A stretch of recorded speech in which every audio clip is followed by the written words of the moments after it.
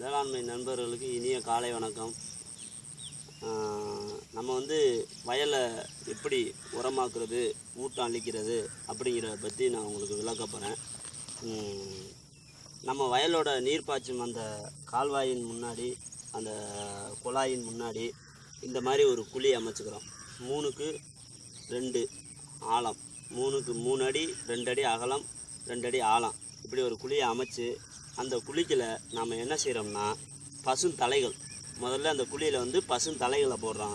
அதுக்கப்புறம் பசுந்தலைக்கு அப்புறம் இந்த மாதிரி பனம், இந்த பனம்பழங்களை இப்படி பனம்பழத்தை இந்த மாதிரி வகுந்து இந்த தண்ணீரில் போடுறான்.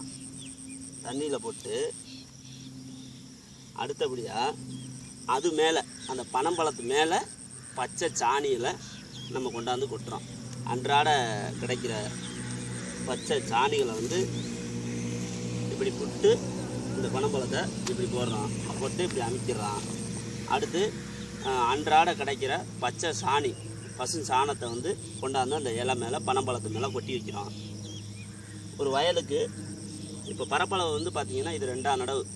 அந்த 2ஆம் நடவுக்கு வந்து பார்த்திங்கன்னா 1ஆம் நடவுக்கு 1 கிலோ புண்ணாக்கு தான், 2ஆம் நடவுக்கு 2 கிலோ புண்ணாக்கு. இந்த மாதிரி ஒரு துணி பையில் இல்லாட்டி ஒரு துணியில் கட்டி இந்த தண்ணீருக்குள்ளே போட்டுடுறோம். இது என்ன ஆகும்னா தலையை கீழே போட்டுடுறோம், அதுக்கு மேலே பனம்பழத்தை போட்டுடுறோம், பனம்பழத்துக்கு மேலே சாணியை போட்டுடுறோம். இந்த வேப்பங்கொட்டை புண்ணாக்க இந்த இதில் வந்து உள்ளே முடிச்சு போட்டு வச்சிடுறோம். தண்ணீர் பாயையில் இந்த குழியை இந்த மாதிரி இப்படி குத்தி விடுறோம்.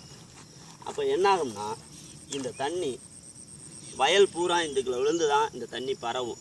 பறவையில் இதில் இருக்க அந்த ரசாயனம் எப்படின்னு கேட்டிங்கன்னா அந்த கலவை இந்த வயல் பூராமே நிறைஞ்சு பரவிடும், அந்த தண்ணீர் மூலியமாகவே போயிடும். அப்போ என்ன ஆகுது, வயல் வந்து இந்த இடத்துல எப்படி நெல் பயிர் இருக்கோ அதே மாதிரி நம்மளோட வயல் பரப்பளவு அத்தனைக்கும் ஒரே மாதிரி வளரும். ஒரே மாதிரி வளர்றதுனால என்ன செய்யும்னா கருது முன்னையும் பின்னையும் பறியாது.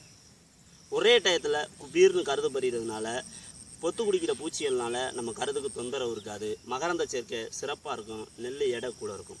இன்னொன்று, நம்ம வயலில் வந்து பார்த்திங்கன்னா நுண்ணுயிர்கள் பெருகிரும்.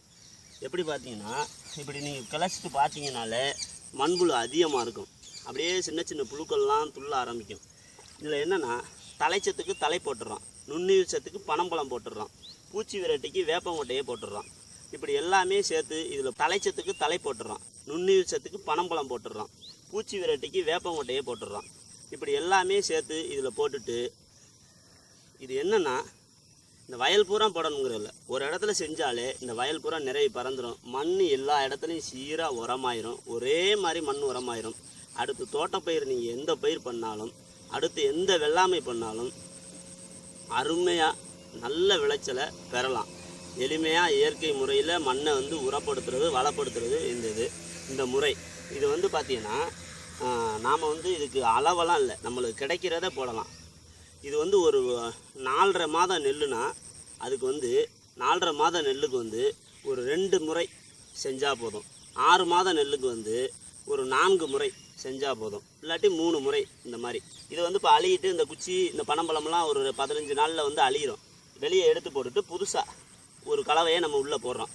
அடுத்தபடியாக பார்த்திங்கன்னா இந்த புதுசாக போடுற கலவை அடுத்தது ப்ராப்பர்ஸ் ஆயிரும். இதில் இருக்க குச்சியெல்லாம் கொள்ளளவு நிறைஞ்சிரும் இல்லையா, அதுக்காண்டி தான் இதை மாற்றிடுறோம். இது மாற்றிட்டு இதை செஞ்சிடறோம்.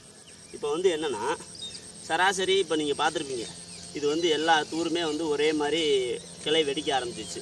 இப்போ வந்து பார்த்திங்கன்னா இது நட்டு வந்து பார்த்திங்கன்னா ஒரு 29 நாள் ஆகுது. இந்த 29 நாளில் வந்து பார்த்திங்கன்னா சராசரி ஒரு 10 கிளைக்கு மேலே வந்துருச்சு. நான் இந்த வருஷம் இதை வந்து என்ன எதிர்பார்க்குறேன்னா, இந்த நெல் மாப்பிள்ளை சம்பா, இந்த நெல்லை வந்து எப்படியாவது 70லேருந்து 100 கருதுக்குள்ளர கொண்டு வர்றவங்கிறது என்னோடய எய்மு. ஒரே பயிரில் 100 கருது, ஒரு பயிர் நட்டு 70க்கு மேலே 100 கருது பறிய வைக்கணும். அதுதான் என்னோடய ஆசையும் குறிக்கோளும் முயற்சியும். என் அருமை வேளாண் நண்பர்கள் அனைவருக்கும், இணைய மூலியமாக வேளாண் தொழிலை கொண்டு போய் சேர்க்கும் என் சக தோழர்கள் அனைவருக்கும் ஒரு சின்ன வேண்டுகோள்.